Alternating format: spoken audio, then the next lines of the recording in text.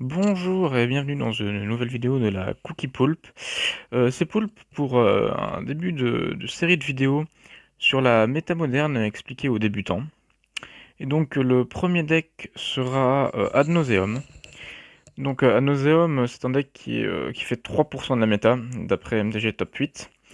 Et donc ce deck consiste, donc c'est un deck combo qui consiste grâce à la carte Ad Nauseam qui fait, donc c'est un éphémère pour 5 dont 2 noirs. Vous révélez la carte du dessus de votre bibliothèque et mettez cette carte dans votre main.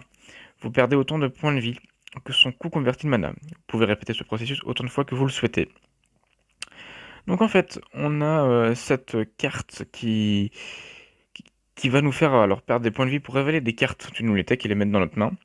Mais notre but alors ce sera de se meuler en piochant toute notre bibliothèque donc on va pas perdre de points de vie grâce à des cartes comme Non-Vivification, qui a un enchantement qui coûte 2 incolore et un blanc.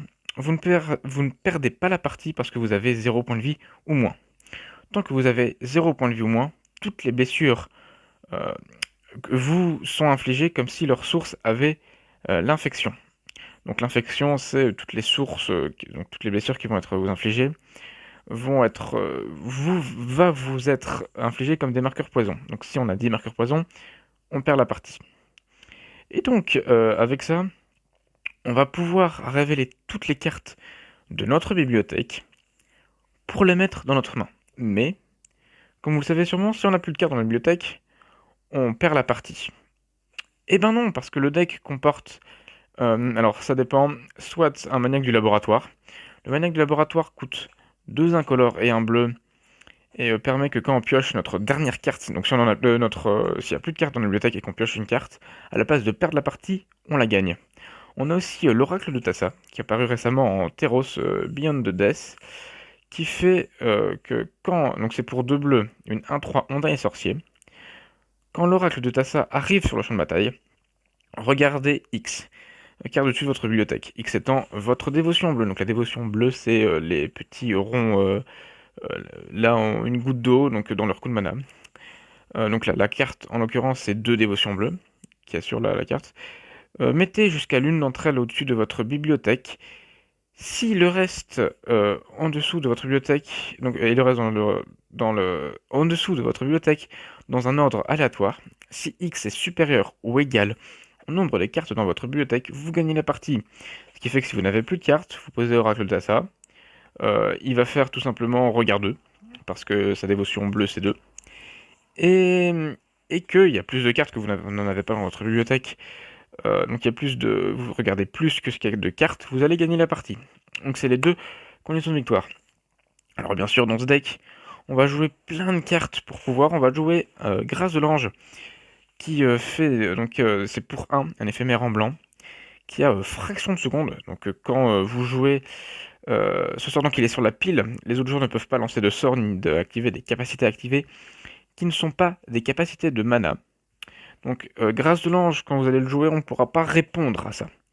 Par un contre, ou par un piocheur, ou par une carte avec le flash, vous ne pouvez pas. Et donc son pouvoir, c'est vous ne perdez pas la partie ce tour-ci, et vos adversaires ne peuvent pas la gagner ce tour-ci. Jusqu'à la fin du tour, les blessures qui devraient réduire votre total de points de vie à moins de 1, le réduisent de 1 à la place. Donc en fait, c'est un peu comme... donc ça va permettre de vous lancer avant Ad Nauseam pour pouvoir tout simplement pas perdre des points de vie. Euh, non, pas perdre la partie plutôt, à cause de Ad Nauseam. Donc là aussi, vous allez piocher tout votre deck. Alors il y a des cartes comme Butin de Caveau, qui va faire que vous disiez un nom de carte, vous allez révéler la carte de bibliothèque jusque quand vous révélez la carte du nom choisi, vous perdez autant de points de vie que de nombre révélé de cette manière, mais vous n'allez pas perdre de points de vie grâce à Ad Nauseam. Plein de cartes qui vont vraiment permettre de synergiser avec le deck. Et donc en fait le but, comme je dis, c'est simple, gagner la partie en se meulant tout seul, et la gagner grâce à Oracle de Tassa ou Maniaque du laboratoire.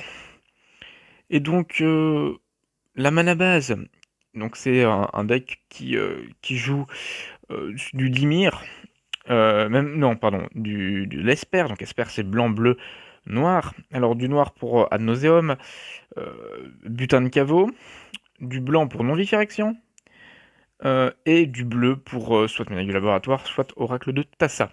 Alors des fois on joue du rouge avec orage et d'éclair, et guide spirituel simiesque, donc ça dépend des fois. Donc voilà, c'était la métagame pour les modernes, pour les débutants, le premier épisode. Salut à tous, c'était Poulpe de la Cookie Poulpe.